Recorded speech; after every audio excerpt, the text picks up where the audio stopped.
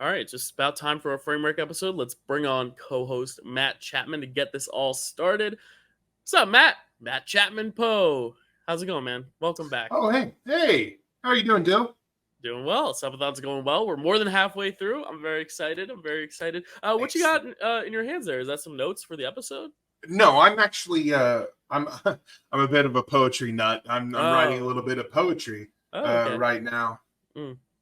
Well, I mean, if you have anything written, I mean, would you like to share anything? I mean, we have a little bit of time. You know, we're making good time on the schedule. I mean, I'm sure people in the live chat would like to hear some of your poems, some of your words. You know, you want to share? Well, it's not done, but I can give you a little sample of what I'm working on right now. Yeah, just a little something, a little tidbit. Don't judge me too hard, because again, it's not completely done, but sure. I'd love to to craft you a fine look, a little bonus gift for you all for subbing to the channel. Look at that. For however many subs we're at, this is exactly the amount to get my poetry. So perfect. Excellent. All right. Once upon a midnight dreary. Wait, Matt. Matt. That's the Raven. No, I want to hear your poetry, Matt. That's the Raven. The Raven, by Edgar Allan Poe. Listen. Good artists borrow, great artists steal. I'm pretty sure that's in the Bible. Is it? I think so. I'm pretty sure. I haven't been to Sunday school in a while, but I'm pretty sure that's in the Bible. Yeah, but listen, I may have sampled a few words from. Listen, they don't own words. We all own the words, you know. Like I may have sampled a little bit, but it's mine. Oh, okay. Okay. So if you don't mind, I don't mind. If you don't mind, I'm going to start from the top. Okay. Once upon a midnight dreary, I was like, hey man, you're there and I'm weary. Shall I compare thee to a summer's day? Or shall I simply go away? Oh, captain, my captain, your fearful trip is done. I think you're super swell, like a hot dog on a bun. But I took the road less traveled by, and that has made all the frame wreck. What a story, Mark.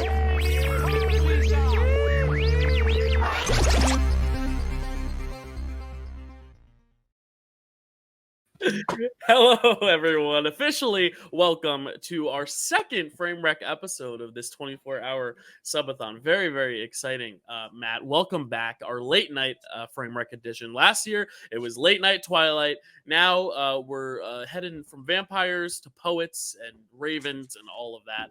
How are you doing, Matt? Are you excited to be talking about the Raven today?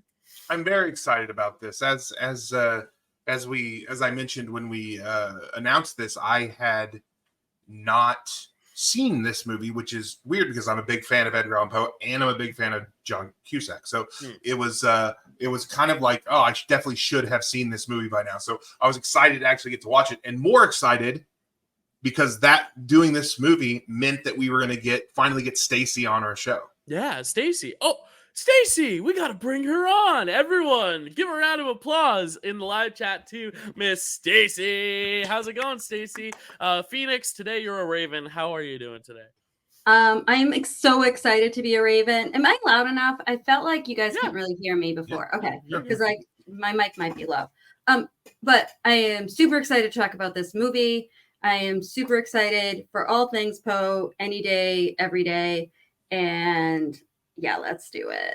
Yeah, it's very exciting because I think, like Matt said, like this is so exciting because he is an Edgar Allan Poe fan, and clearly, unless you just bought those books at the store yesterday when the subathon started, I believe you are also an Edgar Allan Poe fan. I'm a fan as far as like I haven't disliked any of his stuff, but I'm not an avid fan of the fact that I haven't like sought it out. I don't know if I'm as well scholarly versed in. I don't know. My terminology is going to be weird. It's after hours, but I do think, you know, I should be a bigger Poe fan than I am. I feel underread in his stuff. So this is going to be an interesting perspective, just coming from two mega fans and then just me over here yapping in the top left corner here. But it's going to offer a fun perspective here. Stacy, if you don't mind me asking, if you even remember, how did you get into Poe? I have a specific thing, but I want to hear yours first. 6th grade English class. Okay. Nice. Yeah, they used to teach Poe in school. I don't know. I have a feeling they don't anymore. But, they didn't for me. Yeah, it's sad. 6th grade, we learned Poe, and I was like, damn, this guy's creepy. I like this shit. Yeah. And I've been a fan ever since. They don't do Poe at all? Like, not even The Raven or The Telltale Heart? I feel like maybe we read The Telltale Heart, but it was very much like glossed over. It was like a day, like a lesson was given to it. And, you know, usually in like my classes growing up, it was like you would spend a whole week on a book or a short story even, or an author. And I feel like that's just the one thing that, like, I didn't really necessarily get. And, or maybe I got it and I just was not a good enough student to recall it. But, yeah. Because Poe and Langston Hughes was the other poet that I remember a lot from 6th grade English class. So, my experience, my first encounter with Edgar Allan Poe is the most 80s 90s thing that's ever happened. Which is that my mom used to buy these books that were, I don't know that they were condensed versions of stories or anything like that. But they were much smaller, so a kid could read them. And she brought some home one day, and one of them for the children was The Murders of the Rue Morgue. And that's the first, and I was like, oh, okay. And so I read it, and it actually had a couple in there where there's just the cover said Murders of the Rue Morgue. There were a couple stories in there. Cast of Amontillado, I think, was in there, and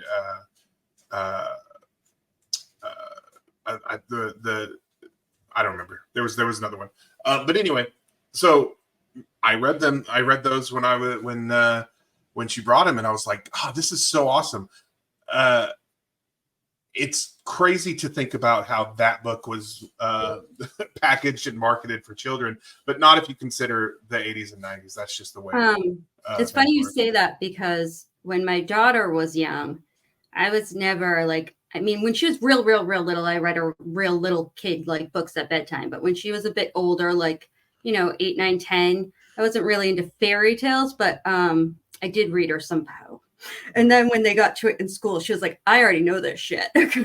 Yeah. And then in later, when I got into 6th grade or junior high, we did cover The Raven. We covered the Cast of Amontillado. We covered Telltale Heart, like some of the big ones we did read in class. But yeah, I was the same way. When I got there, I was like, guys, you're gonna love this. And some of them did. Some of them were like, it's fine.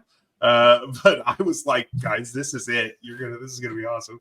But yeah, so that is my introduction to Edgar Allan Poe. Yeah, I feel like Edgar Allan Poe for me is similar to how like Sherlock Holmes is for me, where it's like I feel like I've only consumed his stories through other means of media rather than reading them themselves. And that was another thing that, like, I feel like I never grew up on. I don't know if you both did with, like, Sherlock Holmes, but I feel like I mostly consumed it through the Robert Downey Jr. movies and, the Benedict Cumberbatch series. And that's kind of what I was reminded of watching this, is I was like, wow, like, I wish there was just more Poe accessible elsewhere that I could have, like, been almost like, almost like a gateway for me, because like just reading has never been like my biggest thing, and I always wish there's a lot of classic literature that I wish I could just be more familiar with, and that's my own fault as a human being. But like, I do, I wish there was a little bit more Poe out there to like absorb, because I feel like it is so great, and it's stuff I wish I could get into, and I probably will now, having watched this movie and been inspired to. But it's a similar thing that I felt with Sherlock, where I'm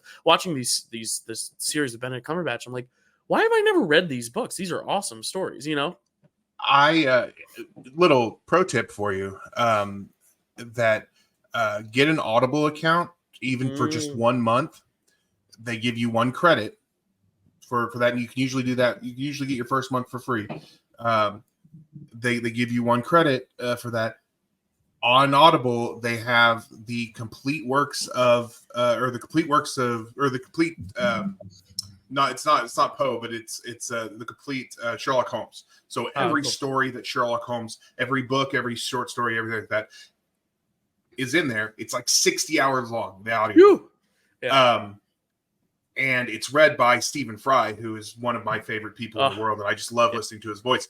So if you want to hear Stephen Fry read Sherlock Holmes, it's that, and you get it for one credit, and it's yours forever, or at least until they take it off of the platform. So I recommend that. And then I'm sure there's lots of ways to consume Poe that way as well. Right. So I have a slight recommendation for you. When I was in, I don't know, early high school, probably, I used to watch a lot of old movies based on Poe works. And they were like short because they're based on something short. But you like old movies, that doesn't like scare you. And they're like quick watches. And a lot of his like most famous poems and stories were made into movies at one time. Like not like this, like a movie that was just the story. And that's the thing is like I know there's so much out there, but it's like until Sherlock Holmes, that Robert Downey Jr. movie came out, like that was I guess kind of a similar example where it's like you had a lot of older stuff to watch, but I feel like that kind of rejuvenated that character in a way that like I feel like this movie is kind of attempting to do, because this comes out a few years after Sherlock Holmes. Now we can like actually segue to this movie, but like I think a lot of the inspiration behind the style and just the type of storytelling kind of stems from the Guy Ritchie Sherlock Holmes, because I think it was like, oh, classic literature could be kind of like cool and fun and action packed and sexy again, like maybe it's time for this new generation to kind of get this wave of classic literature, which I think this film didn't do as successfully, at least in terms of like critically and box office wise, as like the Sherlock Holmes movies did. And then it didn't help that the Sherlock Holmes had a series as well with Benedict Cumberbatch, and like I mentioned, so it's very interesting. Like, and I do think if they were to like find the right fit, like I think it could work, because his stories, horror works so well, and a lot of his stories have that darker edge to it, from what I gather. So like I feel like it would lend itself well to like some sort of really good like modern adaptation of it. But Fall of the House of Usher is a lot of stories. Like it's called Fall of the House of Usher, but they work the different stories into each episode, right? And so it really, really good too. I haven't found. I want to wait to find the time to get to watch that, but I really, really want to watch the Fall of the House. So good. I bet it is. I can see what you're saying, Dyl, with like with kind of the almost similarities. Although there's stark difference, and I think that the big thing is that like Sherlock Holmes is cool, and Edgar Allan Poe is like weird and goth, and I think that you can see that difference in these two in the movies. Like the Guy Ritchie Sherlock Holmes movies are so cool. Like they're slick. They got the slow motion and the whatever. Yeah. This is just depressing and sad and everything. So they kind of follow that same thing. And this just popped into my head, but House MD is also a Sherlock Holmes story. And that's the thing is like I feel like maybe they do market it that way, but like I didn't even know Fall of the House of Usher was Edgar Allan Poe. Like it's like stuff like that where I'm like, oh, okay, I didn't know that, which is but it's Netflix, right? So Netflix doesn't market a lot of their new stuff well as is anyway, unless you're like a hardcore audience. And it's Mike Flanagan who I know he adapts Stephen King. So right. That's why I assumed it was just like another Stephen King thing, but I like what you said though, Matt, about like the depressing kind of nature of this versus that, because I feel like it's one of those movies where you kind of almost want it to be more energized and fun, but also you want it to stay true to the character and the story. And another big difference is the fact that Sherlock Holmes is a character, whereas Edgar Allan Poe is an author who made stories, and this is both a personification of his stories while also just trying to be a story about him himself, making him a character. But he is still a real person that lived, that Sherlock Holmes, as far as I know, did not. But again, I'm not very well versed in literature. Maybe there's a Sherlock Holmes. Who knows? It's kind of like the William Shakespeare thing, where in Shakespeare in Love, where it's like he's a real person, but it's hard to like tell an authentic biopic story. So you got to fabricate and like fictionalize this myth in a way that where you become a character just based on your stature. Yes, and as far as the myth in this movie, I'm going to get to that in just a second. I would like to just, while we're talking about the tone and everything like that. There's some that they did attempt to do that I thought they did pretty successfully, but maybe not as successfully as they could have. And this may be why it appeals to me and Stacy. And I'm going to mention the decade again. They were definitely tapping into the 90s thriller thing. Like the same exact thing. That they were tapping into a feeling that Stacy and I are very familiar with and kind of came up enjoying. And so again, I think that's possibly why it connected with us a little bit as well. I assume. As far as the history of this, the truth behind this movie, at the beginning kind of lays it out. No one really knows what happened to him in the last days of his life. But there are a few things we do know, which is that he was seen on October 3rd ranting, which we see in the movie. And he was, the day before he died, he was kind of delirious, shouting at someone about telling someone his name is Reynolds. That is a true part of this movie. Is that right before he died, he kept trying to tell people that about someone named Reynolds, which is, I guess, all they really needed to make this happen, which I think is great. I think that the rest doesn't have to be true. The fact that these two things happened, and we know that for sure, and they're filling in this middle thing in a semi-plausible way is so fun. And honestly, I read a review. Someone was like, it dishonors Edgar Allan Poe. I mean, I don't know Edgar Allan Poe, but I think he would think this was the coolest shit that they created a horror movie out of what could have been his last few days. Right. I was like, I'm sorry. I'm like the perfect audience for this because I love Poe's stories, but I really don't know anything about him other than he's a sad alcoholic who loses a lot of women. So I don't know. I mean, obviously I know this isn't what happened, but I don't know if he had a pet raccoon. And you know what? I don't want to know because I'm going to believe he did. As far as I'm concerned, he had a pet raccoon. Oh yeah, he had a pet raccoon. and he recognized that raccoon by its voice. Yeah. And I mean, how many times do we watch a biopic and we're like, oh, this is just so boring. I could have read this off a Wikipedia page. I think there's something to be said about when you completely take the mythology and you make it a myth. You try to fill in your own gaps in your own imagination. That's what film should be. It shouldn't necessarily be something you can find anywhere else. It should be its own medium, its own visualization, its own imagination. And I do think the strongest element of this film, and the thing that I think we're all in agreement on, is the premise is just so interesting, and the creativity of that premise and the way they kind of, make it about the mythology while not telling a biopic, while also still honoring this myth of his last day, which is also truth, which is not. I really like that aspect of it, especially. Yeah. I love that as well. Okay, so just real quick, let's go through the first little bit. We always have the production notes and stuff about this movie. There's really not much to know about this movie. It was written by Ben Livingston and Hannah Shakespeare. I assume not related. Could be distant relative. We don't know. And it was directed by James McTeague, who did V for Vendetta.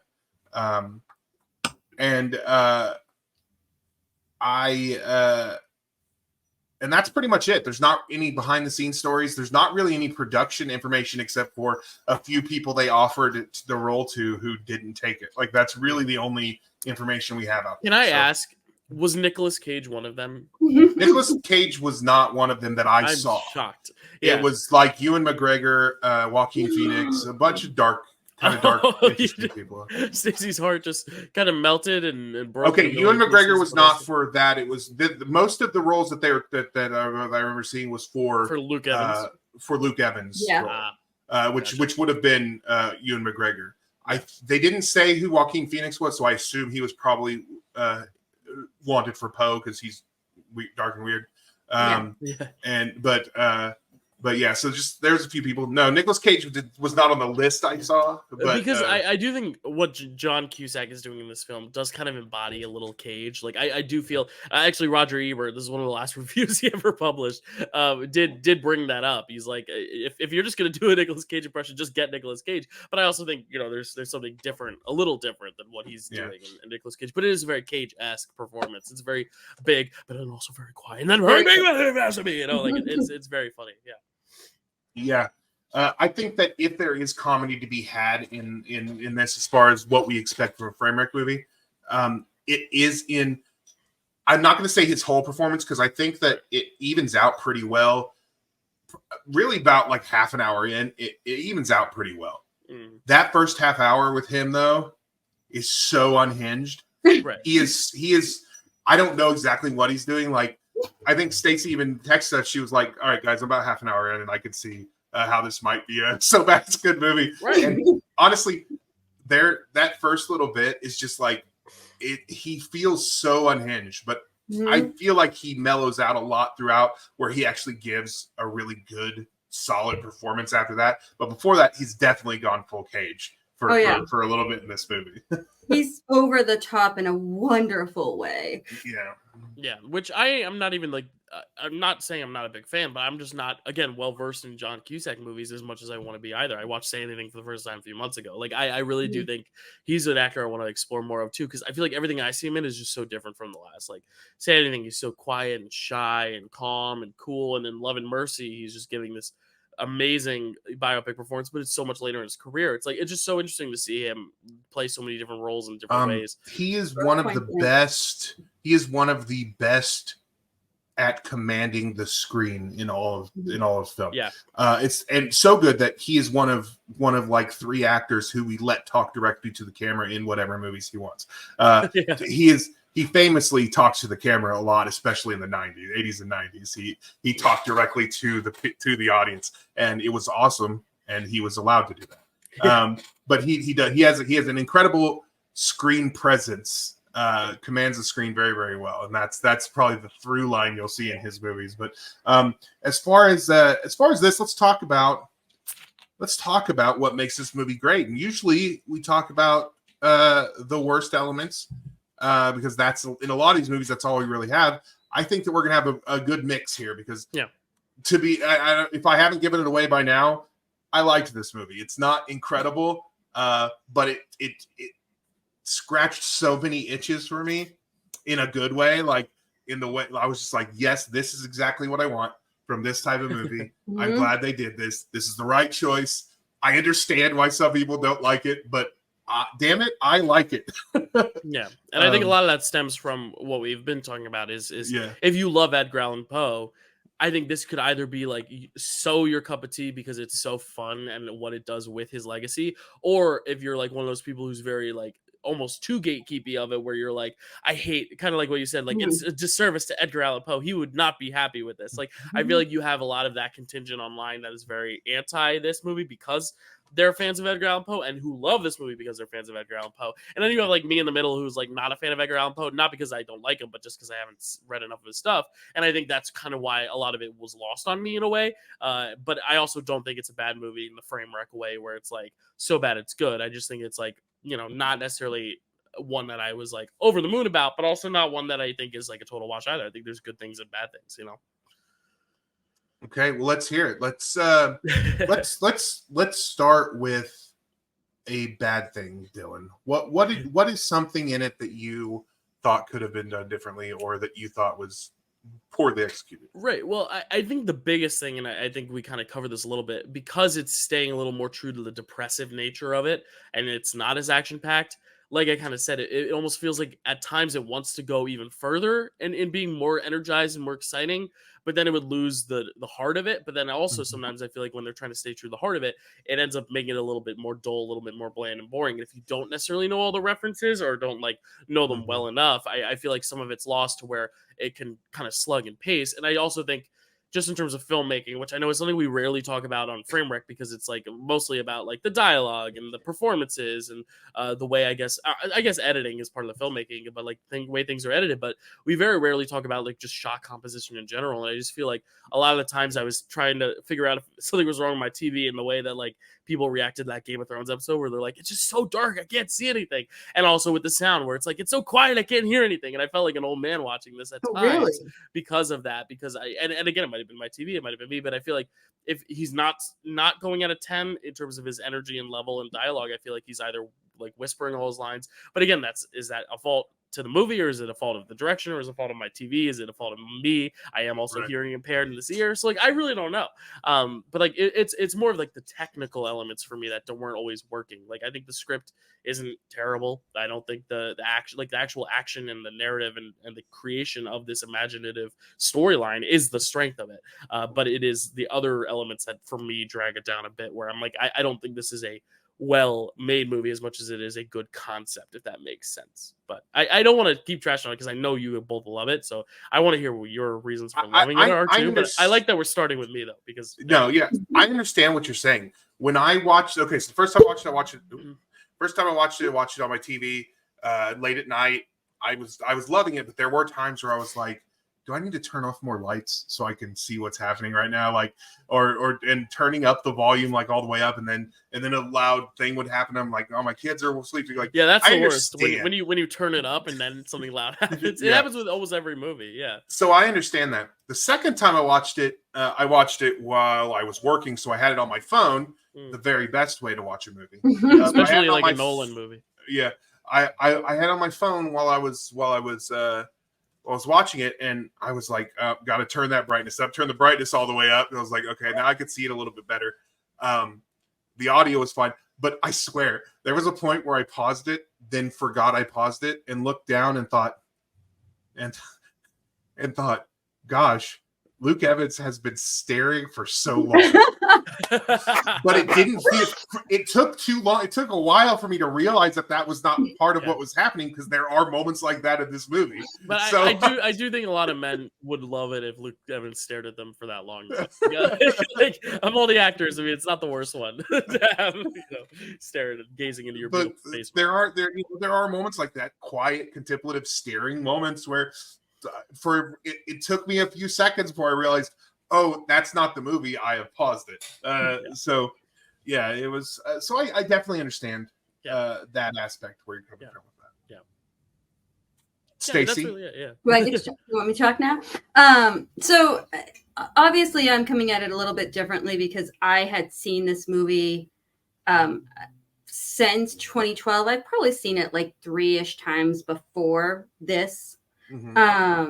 So I didn't have any issue with sound or lighting, but also I've seen it multiple times. Did you see it in a theater, Stacey, when it first came out? I did not see it in a theater. I didn't, because it was 2012, which I was very, very, very broke. Gotcha. I saw nothing in a theater unless it was for my children. Gotcha. Yeah. But I totally lost my train of thought. You've seen it a lot before this, so you have a different. Yeah, so I didn't have any technical issues with it, but and there's nothing about it that I really think is all that bad. But I guess, like, I get the criticisms of it being kind of by the numbers thriller, like, not, in terms of if you take the Poe aspect out of it, if these were just like random killings and you're not basing it on stories or something, which then again, that's a different movie.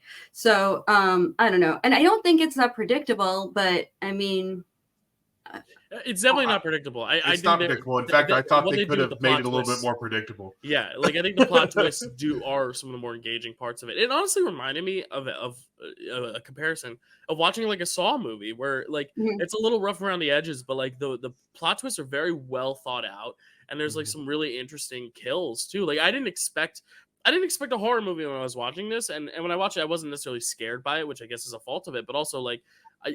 Some of the graphic imagery is a lot more graphic than I expected. The pendulum kill is just so. The kills are all based on his stories. Yeah, but they're really well visualized. Yeah, it's very creative. Yeah. I thought that the kills and the atmosphere around the kills and them being related to him are definitely a strength with this. That opening scene when they walk into that room is just so creepy, and it feels like a room Poe would write, and I really love that about it.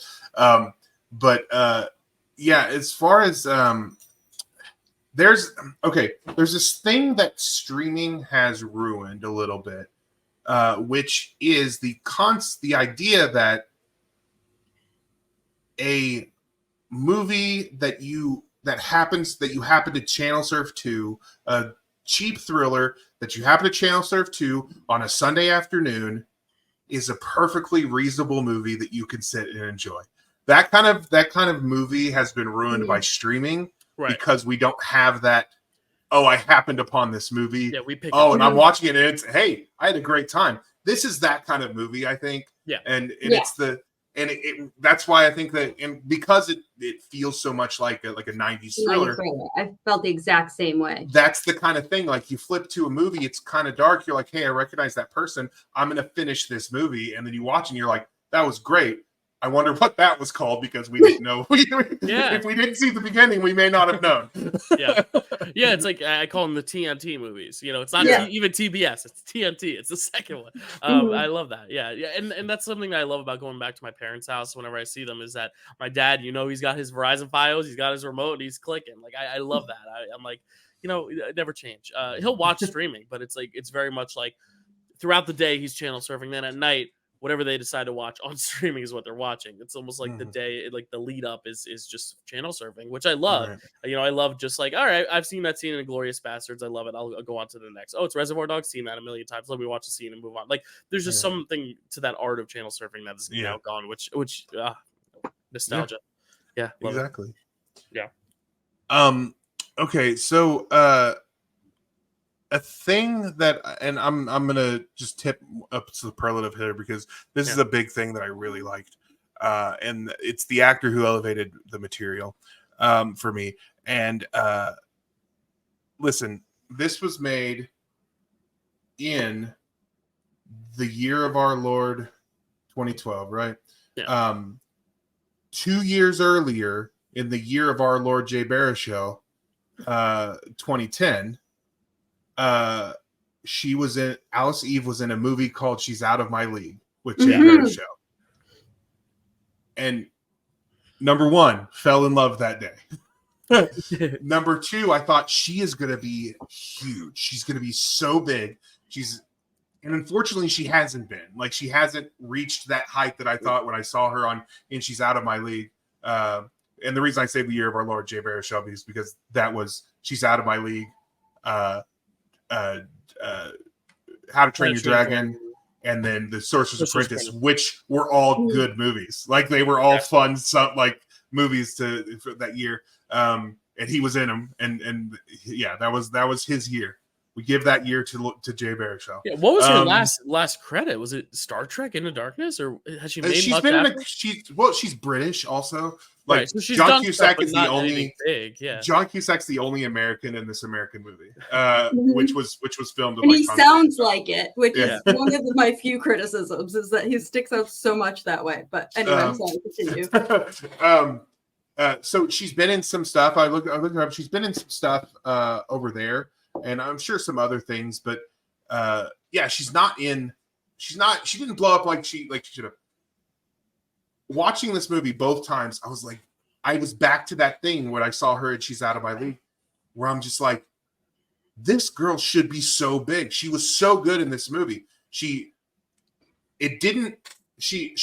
perfectly supported the rest of the cast when she was able to be on the screen. Like she was present. She was there. She didn't make you feel weird about the age difference because that was common back then. Like we should probably feel weird about the age difference, but she didn't ever at any point make it feel uncomfortable at all, which I thought was really great. Sometimes they try that and you still feel that ick from the thing. I didn't feel that from this. So like, I thought she was great.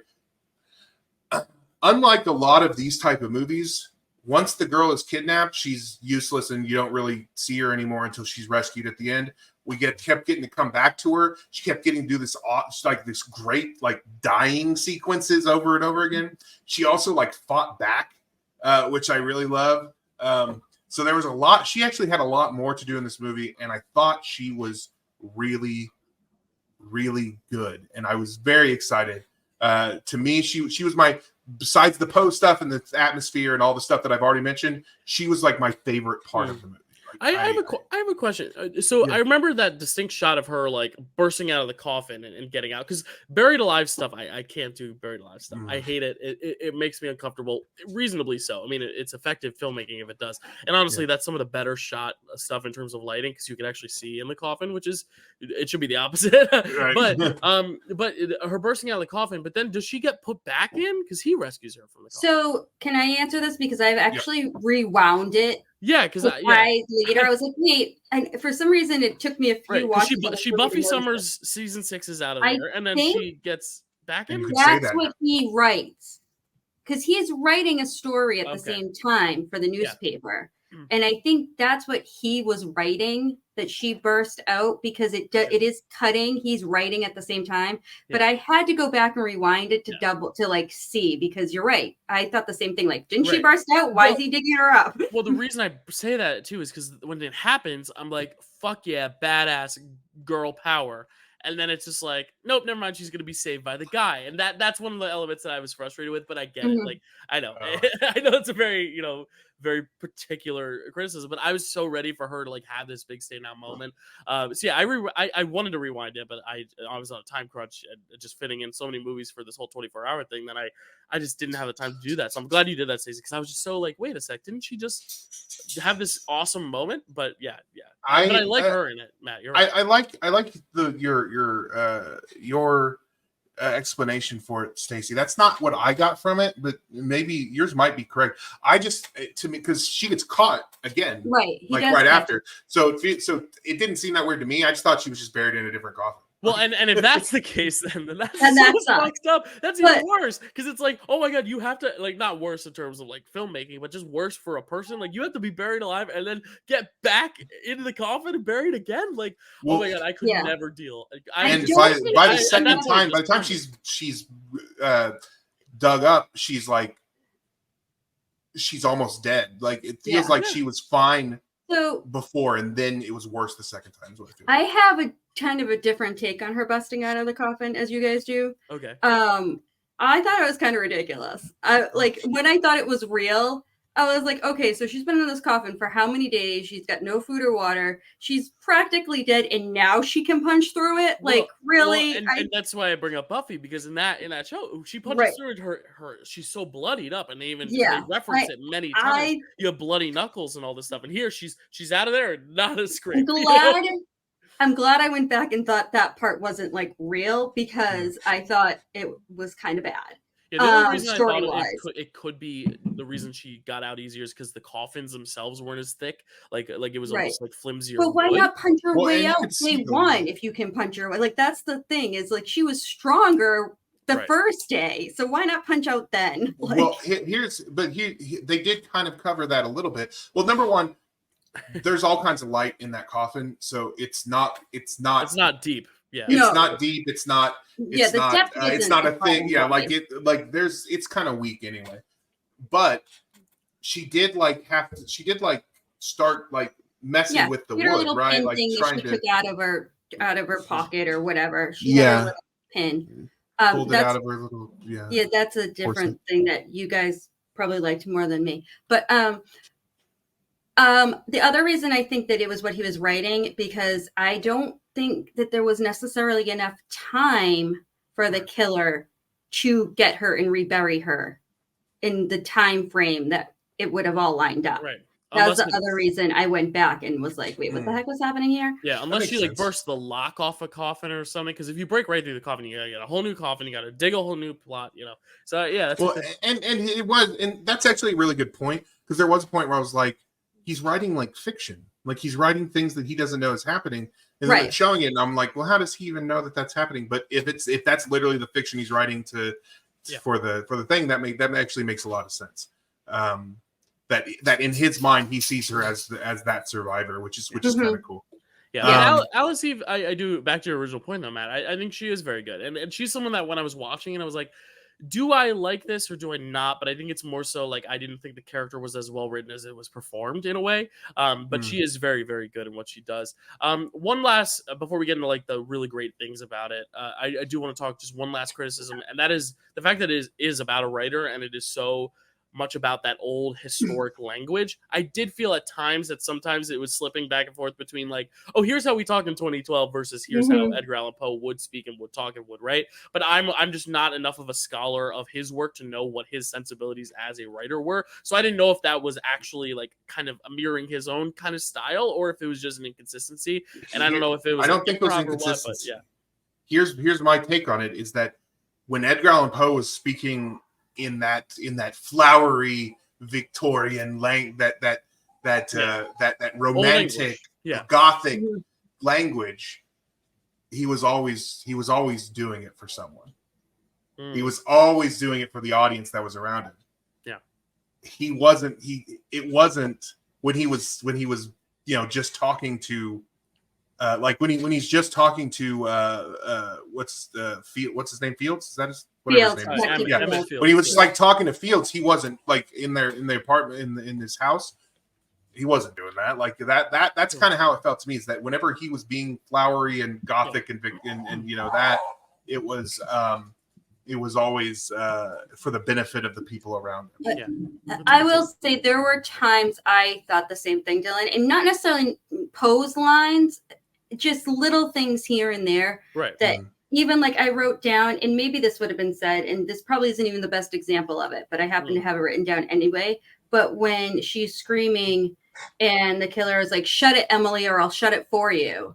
And I'm like, that is a very now thing to say. Like, okay. I shut thee in front of thy face. Yeah, like, I just, now like, you shut it first. Like, that's just a very now phrasing. Yeah, and that's why I keep bringing up Shakespeare in Love a little bit, because I think that film does such a good job of making it feel like it's just their language and they're talking without making it feel too modern or too old. It's like this great marriage of the two. You kind of go back and forth. Yeah, but and again, that's not necessarily a huge fault, especially because if you do have I like that take, Matt, where it could just be like showing that dichotomy of character and stuff. And that's the thing, is like, now hearing that, maybe it will play better on a rewatch, but it could just be inconsistency. We don't know, necessarily. Yeah, it might be. Maybe that's just the way I justified it in my brain. If there's one thing I could change about this movie, my dog barked. Hey, go on. If there's one thing I would change about this movie, especially like sometimes we remake movies or talk about how we would remake these movies on the show. I don't want to remake it. I just want to change one thing about the ending. Okay. And that is that I would have Ivan change something in Poe's article, because he is the typesetter. Change something in the article he wrote, and that be what clued Poe into that it was Ivan. The reason this would have worked better, in my opinion, is because it would have brought his story full circle, in that his narcissism and his arrogance is the thing that saves the day, and that actually is the asset in this case. Because I think that only Poe would look at the thing and say, why would he put that in there? And it changed something that even if whether he was wanting Poe to recognize it or not, it kind of seemed like he wanted Poe to realize all this stuff. So it probably could have been something that he wanted Poe to realize, like the killer accepts your offer or whatever. Like that would have clued him into it. But the fact that Poe is like the only person who would notice that kind of thing, that's the thing I would change. That's because that whole part works out, and that he's like, because it was put there before the thing. Yeah. I mean, that works, and that's kind of a classic detective story type thing, but it doesn't really say anything about Poe. And I think I would have said something. I agree. I feel like Ivan gave himself up because he was smart enough to know if that letter was there under a news. Like I just feel like he, in doing that, definitely was saying, "It's me. Here I am." Well, and by the time Poe got there, he had already killed the newspaper guy. I forget his name. Right, because he knew he was going to lead him there. And the carriage was like halfway through their conversation. The carriage showed up to take him away. So he was giving himself up. So I wish it would have been a little bit more blatant. Poe figures it out. Poe figures it out because only Poe would be able to figure this out. Right. That's the thing I wanted. I agree with that. I would have liked that too. I like it. Okay. So let's, since I just gave my my actor related material, let's hear you guys. Who did you guys think was best in this?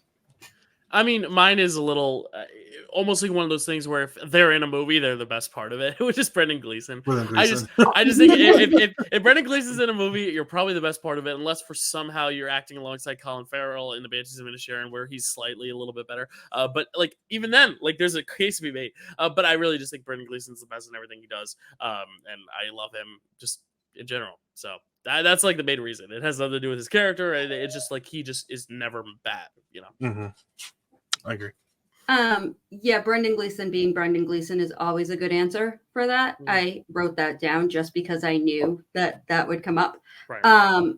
It's funny because I think John Cusack is the best and worst actor at the same time in this movie. It's yeah. This is not the first time one person has gotten both superlatives. I believe Face Off, Matt. I think Nick Cage got both. Nick Cage got both. Yeah. I mean, he is so, like we discussed, so big and so over the top at times, and it does taper out, but there's still moments. And on one hand, it's like, is that a great character decision? But on the other hand, you're really entertaining me with this. And like, this is where I'm teetering on the so bad it's good, because I don't think what you're doing is great, but it's entertaining. Finding it funny. And like, I have some line deliveries that I really liked. His delivery of, and I don't know if you guys will remember like how he says it, and I can't do it justice, but when he says, "I only drink occasionally to be social and alleviate my shyness," the way he says it is so goddamn funny. Like, it is funny, but I think that was intentional. I agree. I know exactly what you're talking about, because it made me laugh both times.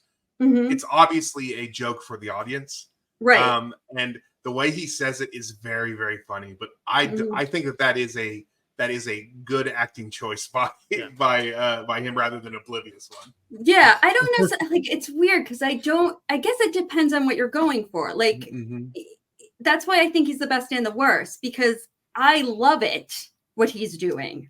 I think, I love the levity it brings, but I can see people criticizing it as well. Yeah. Because when you make big choices, you can be the best and the worst. Yeah. And that's kind of the whole question we try to ask ourselves on this show every episode, is like, what's intention and what is unintentional, and I think that's where the lines do blur. And that's why, like, a little behind the scenes info, when we were prepping this episode, we were like, is this a full-on Framewreck redemption? Is it a Framewreck? Is it somewhere in between? I think it's one of those things where it's like yes and no to everything. It's one of those things where there are certain things to redeem. Like, do I think it should be like Rotten on Rotten Tomatoes, no one watched this? No. But do I think it's like The Room? No. It's like one of those weird things where it's like, I see the flaws, and I'm not necessarily the biggest fan of Edgar Allan Poe, so I don't have the appreciation for it. But like, is it a bad movie? No, like it's not. And I think that's but kind if of you came upon it on a Sunday, flipping channels, you'd right. watch it. It's perfectly fine for that, and that's it. It's like perfectly fine, and I think that's kind of with the John Cusack stuff too. It's like, if it is unintentional, that's where it does get a little bit more Framewrecky, because a lot of the choices are so big and wild. But if it's intentional, there's something interesting to be said about the acting choices and the range of emotion that he shows in this role, and kind of like what I was talking about. When is it English versus Old English? Like that, all those choices. And I would love to pick their brains and find out what was intentional versus not, because I think it's kind of that mystery. But again, it's Edgar Allan Poe. Maybe it's supposed to be a mystery, Right. I do think that his deliveries, like, I do think what he was doing was intentional. It's just whether or not that works for the audience as a whole, not just does it work for me. Right. It does work for me. I can definitely see that. I think that, we kind of have to remember also, like, we're at a time. Yeah, it was the 1800s, but it was toward the end of the 1800s. Yeah. Like, it was not. There was I think there was probably a lot of crossover in that. I don't know when transatlantic the transatlantic accent came to be. I think it was probably 20, 30 years after this, or maybe even 50 years after this. But the idea of the transatlantic accent is that it's a blend of American and English, British accents, and that's why all actors from the 30s, 40s, 50s sound like that. That thing. That's why they all sound that way. Sport, everyone talked like this. Yes, because that was one person was like, we need to do this transatlantic accent, and then they created it, and then they became an acting coach for all these people. For Orson Welles. Yes, people like that. Like, literally, that's why everybody in those old movies sounds like that. Is because of the transatlantic accent. I feel like almost like they probably, and I don't know, we don't really have like recordings from this time, but I feel like it's probably similar to how it was. Like, there were immigrants coming over. There were all different types of people. interacting. I feel like probably there was a lot of switching between. I don't know if that's intentional or not, but it wasn't. Okay. As far as if we're talking about his acting in this movie, and I've already stated I'm a huge fan of John Cusack. In general, in general, I think that basically up until a certain point, probably around this time in his career, he hadn't made a bad movie, and that's just where I land with him. But as far as what his acting does in this movie, I think for most of the movie it's really great. I think this thing Stacey was talking about, how he would go big and then like go small and stuff like that. Like, I think it's really great acting choices. And for most of the movie, and I already mentioned this, like after the first half hour, I think his acting is really, really good. That bar scene is my train wreck moment of this movie. That's the part where I'm like, oh no, it's cringe.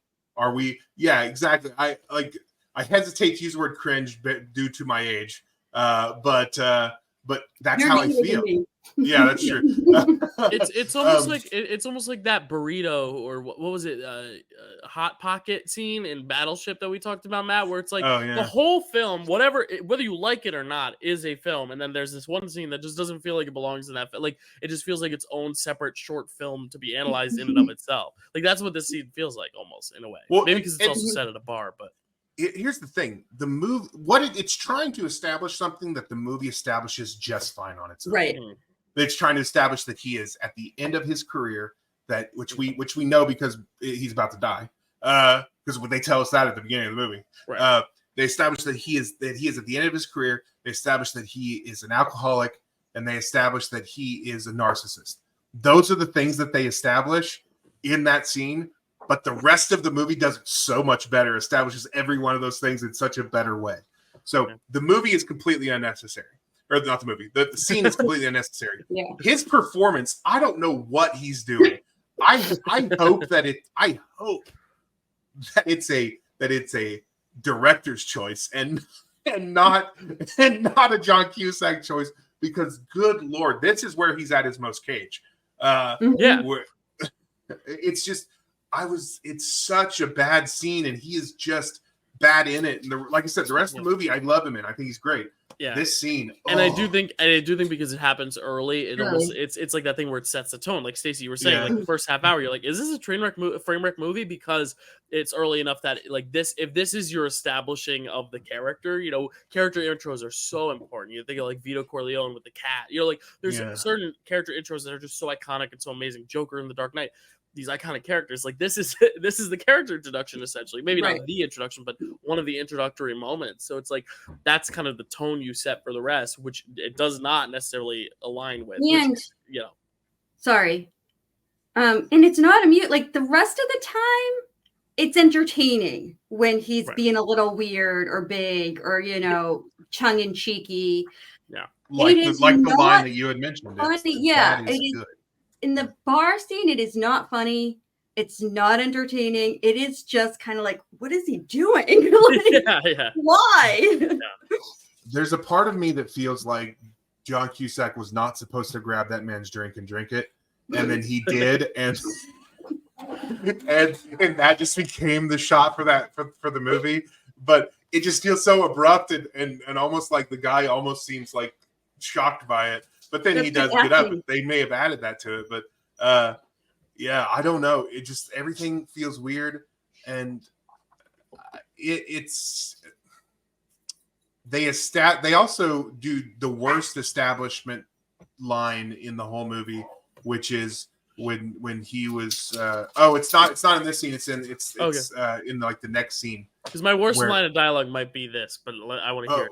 Let's hear. I'd like to. I don't think it's the same one. So it's where they choose to tell you that he only made $9 off of the Raven, and it's like no person would ever say it at the moment he said it, especially because the person that he's talking to knows that it's. I don't remember the exact line, but it's one of the worst establishing things in the movie is that the bar scene and that line specifically.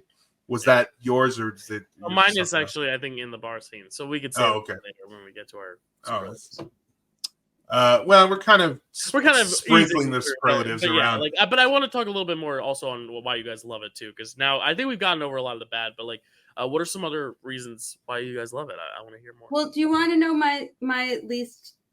Before we move on, I do have a least favorite line of dialogue, and not really a train wreck moment, but kind of one that always bothers me. Yeah. Okay. So my worst line of dialogue, which I was looking for one, but every time I've watched it, this has stood out to me, is during the pit and the pendulum scene when he says, "I'm only a critic," because 2 reasons. One, he doesn't care what you are. That's not going to stop him. It's such a weird thing to say, but it's also telling us he's a critic. And then we know in the next scene when they're talking about the rival critic, it's all revealed in a way that it didn't need to be because he yells out that stupid line. I agree because they mention they connect him to Poe in that next scene, and that's where they should have connected him to Poe. But I'm a critic is a weird. It's just like with the other stuff in the bar where they are establishing things that they don't need to establish because the movie does it itself. We're going to establish it, and then you should find out he's the critic Poe's talking about when Poe gets there and they're talking to him. Not because he yells, "I'm a critic," in some weird plea to not kill him. That's just not... Yeah, I don't like that. Okay, and then the other thing that always bothers me, and it's funny because it's not... At first, it's a yay moment, and then I'm like, oh, wait. So, and you mentioned it as a good thing. It's when she pokes him in the eye with her pin. And this is the thing. At first, I'm like, yeah, bitch, fight back. Go you. And then I'm like, what the hell is that going to do? No one knows where you are. You're buried alive. You poke it.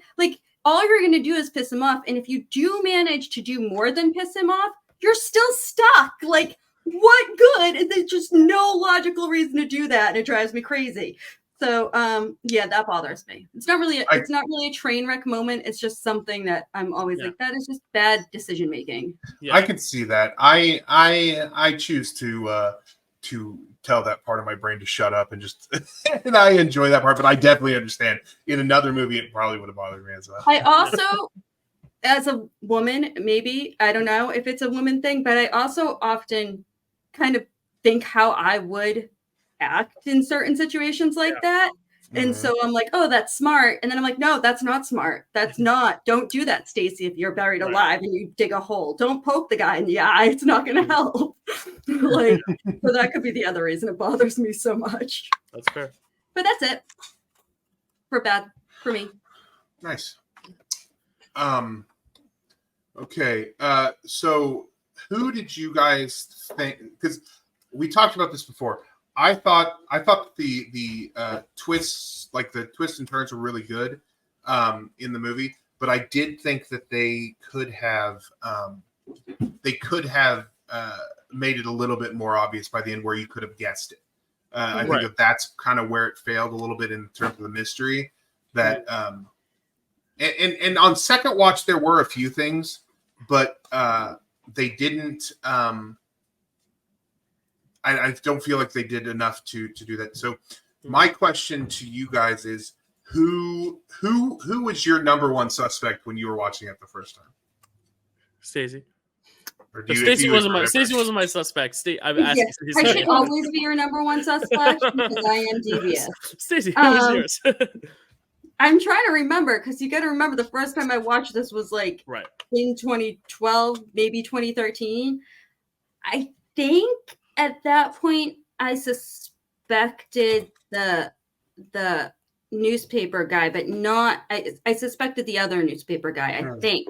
I'm not positive. I do think that in the beginning, especially after they discovered who the critic was, that Poe should have been a bit more of a suspect for a little while. It's kind of weird that he wasn't, but that's not an answer to your question. So so when I rewatched more recently, and I famously forget a lot of movies, what happens in them. I did remember that it was a newspaper guy, but I don't think I remembered which one. So I really don't know who I thought it was originally. Yeah. I have an interesting answer to this, and that is that I am such a bad, not a bad, I'm a good prepper for videos like this where I will like write down the cast and the roles they play. And when I wrote down Reynolds, Ivan Reynolds, and I knew the line is his name is Reynolds. I just assumed that was, it wasn't as much of like a reveal to me because it was like, oh, that's Reynolds, even though they don't ever refer to him as Reynolds until the end. No, like, yeah, they just say his name Ivan. is Reynolds. But the thing is, if you look at the credits, he's Ivan Reynolds. So it was one of those things where I was like, shit, so I can't even answer who I think it would have been. And I think it's one of those things also where if it is about trying to make the audience guess, I wish they would have either given us a little bit meatier roles from all the supporting cast, or cast bigger stars in the supporting cast, kind of like how you see with like the Knives Out movies and like Murder on the Orient Express, Poirot movies, to where like we really as the audience are like not sure at all, because here it's like your mind would go to, well, who's the biggest star, or like who's got the most screen time, or who's like the most prominent. I don't know, but that's kind of the stuff I read into. I don't know if I ever felt like I was supposed to be guessing it either. That's the thing is, yeah, sometimes you feel like that, like the mystery, they're giving you clues and teasing it, and like you're trying to guess. I don't really feel like this was more like a 7 feel to me, where like the killer was the killer. And granted, in 7, the killer was not like a part of their lives. I think that's kind of what I thought was going on for most of this, was it was just like some crazed fan or something separate. But I never felt like... Yeah, in that case, they shouldn't have made the killer reveal, though, such a big reveal is probably the thing. Yeah, they should have established who it was and roll with it. If it had been made today, every role would have been with a bigger name. I'm certain. Yeah. But I agree with you that I didn't feel like they wanted me to, like they weren't dropping clues. I kind of wanted them to, because I like to be able to try to figure that stuff out. Especially if you're going to reveal it in a way that it makes it seem like you've been guessing. And they did a little bit, here's the thing. On second watch, there were certain things that they did reveal, but they were too subtle. They revealed that the hair that they found at the crime scene was magnetic. And then later but they don't reveal that printer ink is a magnetic until they are about to reveal who the person is. And so that's the thing. Like if they had revealed that printer ink was magnetic earlier, that might have helped. Like that would have helped me out with it. But the only thing they really do is establish that Ivan really admires and looks up to him and is kind of a super fan. And like, I think, what does he say? He says something that he would burn the place down or do something to that. I don't know. He says something about basically in Poe's defense, but that's all I really ever pick up on. Yeah, there's not a whole lot. But for me, I thought it was the boy who was in the Mike Flanagan shows, the one who's in Haunting of Hill House. He's one of the cops. I thought it was him for a little bit, and then he is there when in the tunnels when they confront the guy, and I was like, oh, so it can't be him because he's the one who found this thing. And then he gets his throat slit later in a really cool scene where the killer jumps off the roof. Yeah, I love that. Of the church. That's a really cool scene. But that's who I thought it was at first, and then after that, I was like, I don't even know. So yeah, I like to guess these things, and so I was wishing a little bit that there were a little bit more clues to it, but that's not really a criticism. That's just my preference. Oh, I was wondering where else I had seen this guy. Okay, yeah, Oliver Manson Jackson Cohen. He was the husband in The Invisible Man as well. Yes. Oh, okay. Cool. Yeah, because I remember I was like, he looks so familiar, and I haven't seen Haunting on Hill House. So when you said that, I was like, I need to see what else. There you go. Yeah, I forgot. Those characters are so different that I forget that they're the same actor, and also he's barely in Invisible Man, or at least we can barely see him.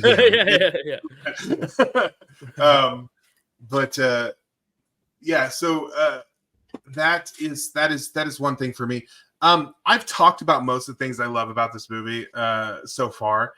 Did you guys have any other good or bad things you guys wanted to say about the film? before we? Other than superlatives, no.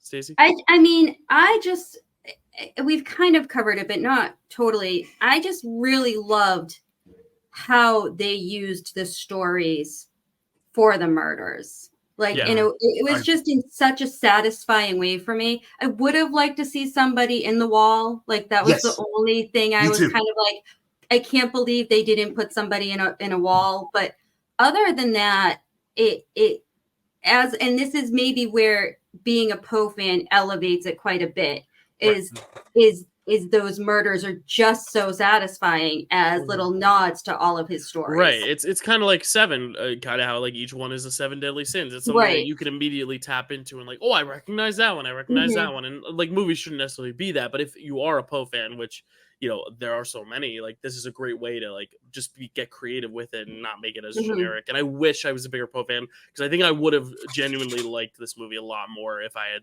been like, oh my God, it's that one, It just makes it so fun. I have said many times about, and mostly this applies to like superhero movies and other IP, that I don't understand why everybody hates fan service. I love fan service because I'm a fan and I want to be serviced. I love fan service. So yeah, that stuff was really great. I agree with you. That was my thing about when they mentioned cast of oh my God. The word I can't say the words. I usually can say the word, and now I just Amontillado. Cast of Amontillado.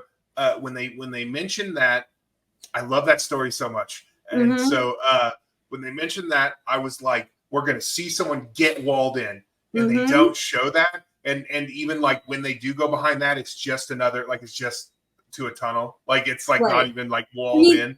The guy's in there, I guess he got, but he was already dead. He was already dead. He didn't get left in there. I wanted to see someone alive being bricked up, and that's what I wanted. And now that we know Dylan has seen Buffy, now he gets to be left out because I'm going to make an Angel reference, which is damn it. Which is that when Dennis is getting walled up in Angel in the flashback, that always harkens back to Cast of Amontillado, and I love that. That's why I love that scene a lot. Everybody getting walled up, I always think is a reference to that. Like, I basically, agree. if you wall somebody up in a brick wall, you got it from Poe. That's just the one I've seen the most times. But yeah, that's a. Also, because my brain, when I read, because I'm a fast reader, it makes words that I don't really know how to pronounce pronounceable. It is the cask of the armadillo to me. It has been most of my life. So I can't say that word. That's funny. My brain does an opposite thing, which is that when I see something that I don't immediately pronounce, that word becomes a picture word. And so I recognize that word every time I see it. But that means that when I'm talking to somebody and now I have to say that word, I'm like, oh God, I've never even considered how that word is pronounced. Because that word is an image in my brain, not a word. I've said 1,000 times. Hermione was Harmony until the movies came out. Just because, like, my brain that's why I can read fast because it doesn't change the story at all to replace that word. Yeah, it's like the Dune, the Harkonnens. I think are Harkonnens in the Lynch version. So yeah, it's stuff like that. Yeah. But yeah, so that's. I think we very succinctly talked about why we love it, and Stacey and I have very similar experiences with this movie. It seems.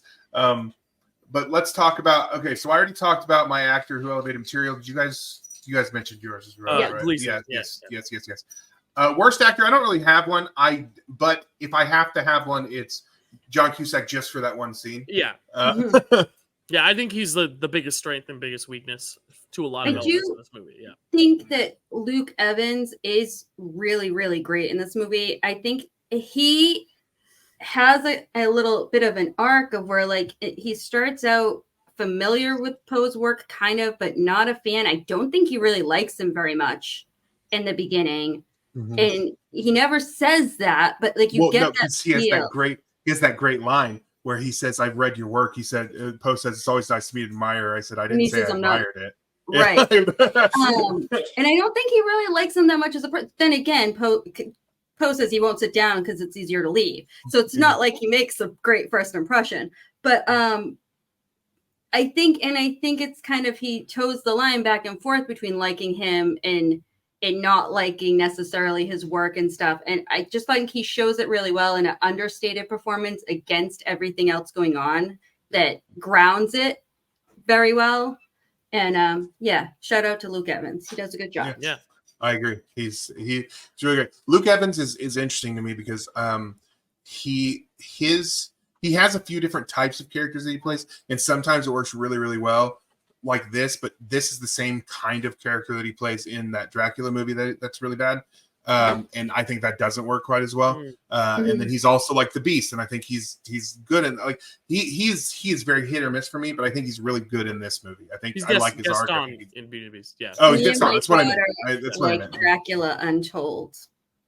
Huh? Me and my daughter like Dracula Untold. I need to give Dracula Untold another shot because I'm looking it up because I had never heard of Dracula Untold. I didn't pay enough attention to it, and every time I think about Luke Evans as Vlad, as Vlad, for some reason I always think about Dominic Purcell as Dracula in Blade Trinity, and I hate that movie so much that I think I transfer it a little bit. So I need to give Dracula Untold another shot. Because even if it's not great, I bet it's pretty entertaining. That is also a very rotten movie. So if you ever want to do that one, I will come back. Like Trinity or no, Dracula Untold. Okay. I don't know. Besides me and my daughter, I've never heard anyone else say they like it, to be honest with you. Done and done. You've earned your right. You made it an hour in. That's the threshold. You've passed the test. Okay. And I still have superlatives. Yes, and what we're doing for superlatives is like we originally were looking at this as like, until I watched it, because I know Matt was a big fan of it after he watched it, and Stacey's been a big fan. It was like, if this was going to be a Framewreck redemption, we would give the superlatives of like best line of dialogue and best scene and like all these things, but I wasn't quite on that level yet, so we kind of just went with our regular superlatives. But we did, I think, Stacey, you did prepare positive superlatives as well. Yes. So we could talk about all of them in a sec. But Matt, do you have anything else? I actually I did my training moment. I did not have a worst actor, and I didn't have a worst line of dialogue either. I thought the dialogue was pretty good, and we've actually highlighted a few that I really liked. I didn't pick one, but those ones, like what Stacey was saying, where he's acting like he doesn't drink, where he's not an alcoholic, and I only drink socially. That is one of the lines I really like, and we talked about a different one that I've just forgotten. Anyway, we talked about the ones that I have one written down that I rewatched the movie to write down, so I want to give it. I'll let you go, Stacey, because if it's the same as mine, I want you as the guest to say it. But I wonder, and if it's not mine, then I'm very excited to share mine. There was a lot of contenders. I will say that it was hard to pick, but this one stands out in my head every single time. I love this line. And it is, I mean, I guess technically this is 2 lines and it's the second half that I really love, but I'm going to read the whole thing anyway. It appears my writing has become the inspiration to an actual killer. Quite gruesome, really. If I would have known my work would have such a morbid effect on people, I would have devoted more time to eroticism. So that is my favorite line. I love that line too. That's great. That's your favorite line? I love that. That's my favorite line, yeah. It just always, the thought of Poe writing eroticism, right. His delivery again is so good. In that whole interaction too, where he's saying how the dad might shoot him and there's a murderer, and announcing the engagement, it's all just a bit much, or like the way he's so like nonchalant about it. And then she's like, but you should announce your love in the face of death or something. I don't know. The whole interaction is just great. Yeah. That line is always one of my favorites. Yeah, my favorite line / my worst line, because it's my favorite because it's bad. So I'm surprised no one brought this up yet. So they had this interaction, I believe it's in the bar scene, where Poe says, "I am Poe," and the guy goes, "I know you are. That's why you can't buy your own drinks." He says, "No, I said I was Poe, not poor." Yes. I love also so a shout out to an actual non-Poe line that I really like is when Maddox is talking to the detective and he says, "I believe God gave him a spark of genius and quenched it in misery." Mhm. And I just love that line so I love much. that too. It's just like, why would he ever be saying Poe like that? Unless you're talking about I know. Po' Boy sandwich, like P-O apostrophe, like, yo, I'm honestly, Poe. Like if anybody watching decides to watch this movie for any reason, watch it for the line. Like John Cusack's lines in this movie are so good. Yeah. And sometimes they're a little rapid fire. Yeah, there's also the infusion of the actual Poe work, verbiage yeah, too, which I think works well too, because like you're getting a taste of the classicism, even if it's not always in line with it's not totally consistent all the time, but you're still getting some cool little tidbits. What does he say? Something about he detests me or something, and I detest people who detest me, or I don't know. There's just so many, so many good ones. And she says the thing about while you're on your knees. That's a very is she talking proposal or something else? Like time period, I think proposal, but delivery always makes me question. Because yes, okay, I agree. Both times I saw this, I was like, she's talking about oral sex. But she's using the double entendre for the proposal because she specifically mentions a proposal right after that, almost as though it's separate. Right. So, and let me tell you, friends, that's the hottest scene in this movie. not that there's a lot to choose from. It's not a sexy movie. We have a new superlative. Not a sexy movie. Yeah, no, every time I'm like, and then he has the line about the mind reels with possibilities or something. I don't know what he says. All of my not written down lines are very paraphrased. But yeah, so there is a lot of very good dialogue that I enjoy quite a bit. And I do have a favorite part. If you guys are anybody else favorite part? No?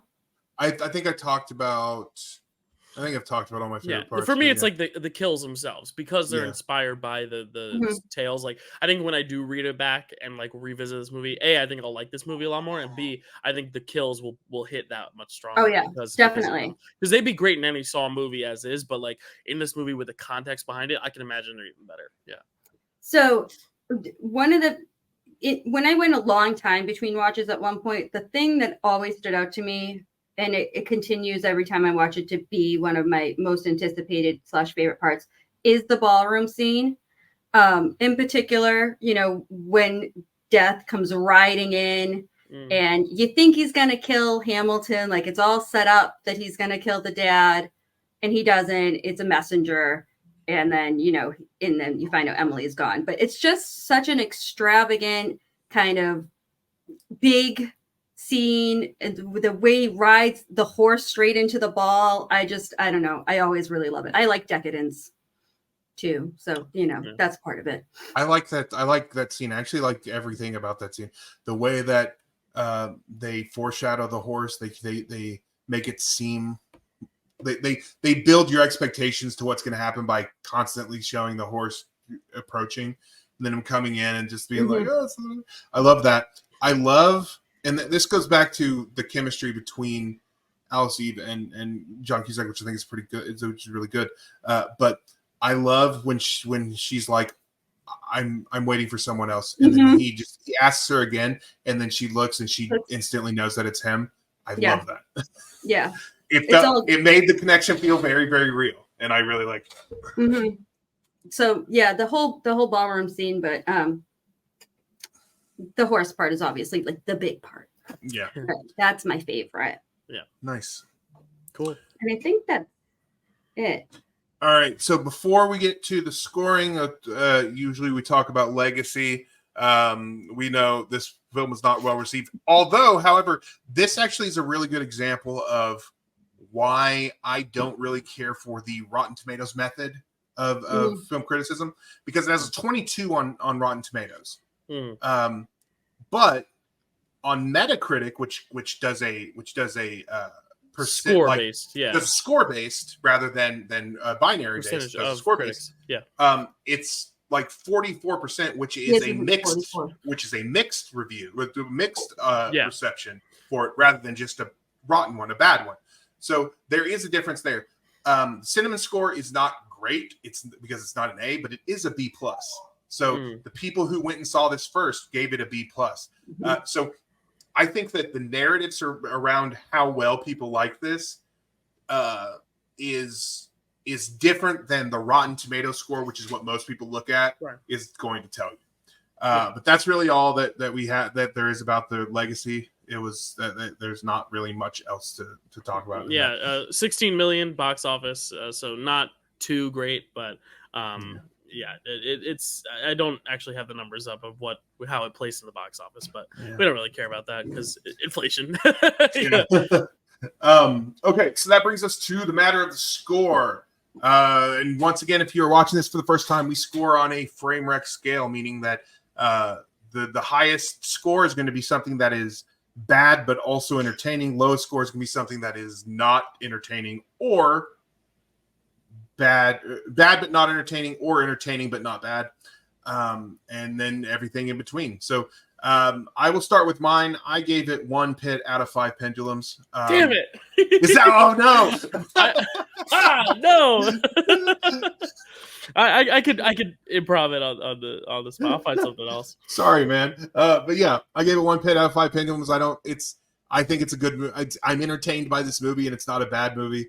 So it doesn't really. There are a few frame-wrecky things in it that we talked about that might put it up to like a 1.5 if I wasn't trying to make my scoring sound funnier. Because 1.5 pits out of 5 pendulums doesn't sound as funny.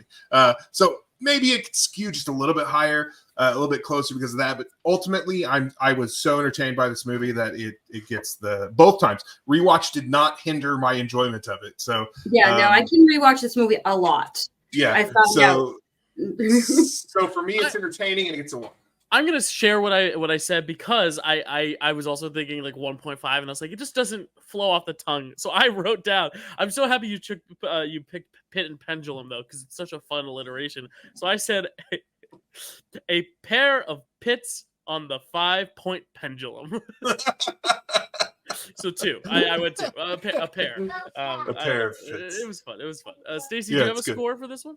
I would say I'd probably give it 2 telltale hearts, because I do think there are some elements that make it a little bit iffy on the so bad it's good scale, but that I enjoy. Right. And overall, I just think it's not a bad movie, though. Right. It's competent. It is very entertaining to me. Right. Yeah. There you go. It's probably more than 1.5, but again, 2 telltale hearts sounds a lot better than 1.5 telltale hearts. So we're all at a 1.5. We just Matt rounded down and Stacey and I rounded up. I love it. So it's a 1.5, exactly. People. Yeah, basically it's 1.5. Okay, well, Mount Trashmore. This is our Mount Rushmore of bad movies. This doesn't touch it. I mean, nothing. It's obviously based on our score. It's not going to make it, but it just doesn't belong on the Mount Trashmore, I think. Unless you guys had an argument for it, which I would love to hear. No, I mean, we'd have to dethrone The Room, Troll 2, Plan 9 from Outer Space, and Ben and Arthur, which, like, it's not, dude. Yeah. It's not. I don't, yeah. Because it's not so bad, it's good. I mean, there's elements, exactly. As Stacey said. But anything else on The Raven, Matt? Or can we tease next month? Or I guess later this month, but... No, nothing else on The Raven. Let's just talk about later this month. Cool. I'll tease later next month, and then we'll do some wrap ups and my thank yous and my gushing over you two, because you two are 2 of my favorite people in the world. So next or later this month, I guess this is our April episode, but in May because of the subathon. But we are doing for the 25th anniversary. I cannot believe that.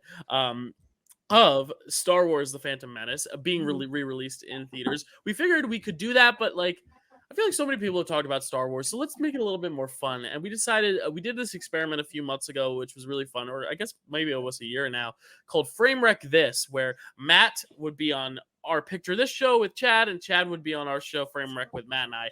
And basically Matt would go on that show to cover Oscar movies with Chad and I, and Chad would come on here to talk about Framewreck movies with Matt and I. Wait, did I say? I don't remember what it. Yeah, yeah, I said that right. And because it's more Oscar structured, we would talk about the Razzies because that's kind of the pendulum swing the other way. See how I tied that in?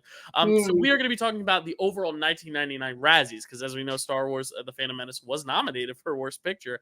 So we did tease just on Picture This just a few hours ago that Matt will be on to talk about 1957 with us, which is like 12 Angry Men and Bridge on the River Kwai, Witness of the Prosecution, and 2 others that I cannot remember off the top of my very exhausted brain. But the 5 films for the Razzies for Framewreck This that Chad will be coming on to talk with Matt and I about later this month are, and the reason we picked this slate is because there are quite a few movies here that I think deserve the redemption title.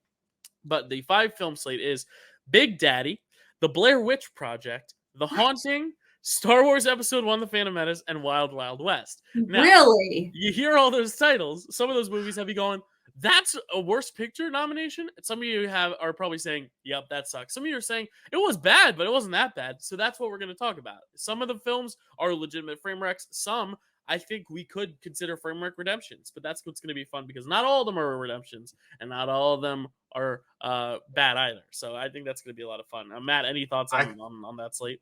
I'm excited to rewatch these because you were 1, right, when these movies came out. Yeah. Oh my God, I'm so old. Yeah. I was the right age for all of these movies. So I saw some of them in theater, saw some of them on VHS. That's a tape. That's a tape you put in VCR. Letters? And what? I am excited to revisit them because some of them I'm like, these are great movies, but I was also a lot younger. Some of them, one of them definitely deserves to be, at least as far as I know, one of them definitely deserves its spot. And we should have, we may even do its own episode if we decide to do that, because one of them is just crazy. But I'm really excited to revisit these and see how I feel and see how my opinion has changed since then.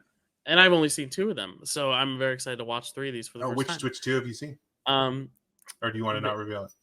I mean, I've seen Star Wars and I've seen I've seen Blair Witch. So okay. The 3 I haven't. I've never seen Big Daddy, The Haunting, or Wild Wild West. I've seen the scene from Big Daddy. Big Daddy. Well, it was on the TV when I was a kid, but I haven't sat down and watched it. My dad loved Big Daddy, so it probably still does. I mean, he's still alive, but he loved putting it on when I was a kid. So I don't know if he still watches it now, but I remember the peeing scene, and that's it. So I'm very excited. And Chad being a guest was important too, because Chad loves Adam Sandler movies, and he loves horror. And there's 2 horror films and an Adam Sandler here. And if you want to call Wild Wild West a horror film for other reasons, but I've never seen it, so I'm not going to judge it yet. Who knows? I've seen all those movies. Stacey, because you won't be on that episode, do you have any blanket thoughts though on that slate? What was the first one you said again? Oh, Big Daddy. Big Daddy, Blair Witch. It keeps blowing my mind. I keep taking it out because I just can't believe that was nominated for worst movie. Fun fact, and it won worst actor as well for Adam Sandler. I was a very big Adam Sandler fan, starting with his Saturday Night Live stint, and that movie came out 2 weeks or so after I had my daughter. Oh. And I just took her with me to see it. Oh, I was that lady with a newborn. But I will say she was a really good sleeper, even that young. And if she did start to make noise, I left the theater. I did not sit there with her in the theater. I sat in the back so I could scoot out real quick. Yeah. So and hey, it could have been worse. You could have brought the baby to Blair Witch. It could have been worse. Yeah, I didn't do that. Or Phantom Menace, which was probably packed. I mean, I think it might have been opening night of Big Daddy. I think it was pretty busy. Gotcha. But Blair Witch, I don't love, but it did so much for the genre. I mean, of course, I guess in the year they didn't know that, but they knew it was different. They knew it was new. They knew about the marketing campaign that was mind blowing. I can't understand that being. I mean, Wild Wild West is probably the only one that really belongs there. Well, you know what? Why don't I put something out here just as a little teaser so people will want to come watch? The first time I watched Blair Witch, I gave it a half a star. I hated it. Oh. So that's kind of the perspective that we're going to be going into this episode with. As I've only watched 2 of these. I love Phantom Menace and I hated Blair Witch. So let's see how things change. We'll see how it goes. I'm very excited for that. But Stacey, it's such a joy having you on here. We've been wanting you to be on this for a while, and this was the one you were like, I really want to do The Raven, and we were so stoked for that because we had never seen it. But more importantly, because we get to talk to you, and you do have an invitation on this show. We always say, you've been great. I'm excited to have you on again. Like you're you're better than I am. So thank you. I really appreciate you coming on. Are you looking for a show to co-host? Because you're better than Dylan. Yeah, Matt's gonna fire me. We're gonna end this, and I'm gonna finish my subathon, go to sleep, wake up, and have my things packed up in a little box. Not that Matt that would not happen even if I was fired from the show, because I don't know. I'm loopy. Anyway, Stacey, anything to plug out there for people to listen to or see or watch? I mean, not really. My podcast doesn't really. I mean, it exists still, but there hasn't been a new episode since like Christmas, and there's not going to be. So nobody cares about that. I care. Thank you. I appreciate that. They're still Matt good cares. to listen to. Yeah, they're very good. Very good. It's called Between the Screens if you want to check it out, even though we don't still do it. We did it for almost a year. But no, I don't have any. This is it, because we did the draft days, and I might play some games. I don't know, but for the most part, I've got nothing else coming up anytime soon. But I would love to do this again, and I have some movies that I want to do, but they're holiday related. One takes place in my hometown and would be around my birthday. Okay. You can add those together. And the other one, I don't know if it would qualify because it wasn't like it wasn't a feature film release. Like it was a straight to streaming, but it is the most. We did the kissing booth. We did the kissing booth on here. We did Ben and Arthur, which can only be found on like a very low res YouTube link. So there is a movie called Santa Jaws that is exactly what you think it is, and it is like a college film project movie. Yes, it is the worst movie I've ever seen in the best way. So I would love to do that at Christmas time, but those would be back-to-back months. I don't know, and I would love to do Dracula Untold if you guys ever had to do that. Well, hey, we need programming, and hey, if we get freer, we could double up some months. Who knows? Okay. You know, make up for some. I'm always down. Yeah, well, we're always down to have you, Matt. Anything else? Yeah. Well, Stacey just reminded me of something. One time, I erroneously said she was from Maryland. Yeah, I erroneously said she was from Maryland, and it was a complete accident. I know where she's from. Like it was just a slip. But I realized while researching this movie, number one, it may have been a Poe connection because where he lived. But also he was born in Boston, and died in in Maryland. So so I was like, okay, so maybe there was some connection there, or at least that's what I'm going to tell myself because of that silly mistake I made one time saying she lived in Maryland. It's fine. Now you're gonna get invited over to Stacey's and end up at Chad's house because he's in Maryland. Him and Carrie in Maryland. But they're all Patriots fans. Plymouth, Massachusetts is the hometown that the movie takes place on that I was referring to. Yeah. Well, Matt, any last thoughts? I'll let you wrap this up since they're going to be listening to me for quite a few hours. You're going to see me later on this subathon. If you're watching this on replay, you're going to see me next month. You're going to see me whenever Dylan will let me on the show. You can find me everywhere that Matt's can be found on at MattmanXIII. And yep, there it is. Yeah, I did magic. So this is a great show. I'm very happy we did it. Yes. So stay tuned for more. Up next, I believe I need to check my programming and make sure I'm teasing the right thing. We are going on to my immaculate review of Immaculate. Is it an immaculate movie? I don't know. We'll find out. That's coming up next. Thanks for continuing up the subs and the donations. Keep it up. Please, I want to do the Lord of the Rings commentary thing. Please. Yes.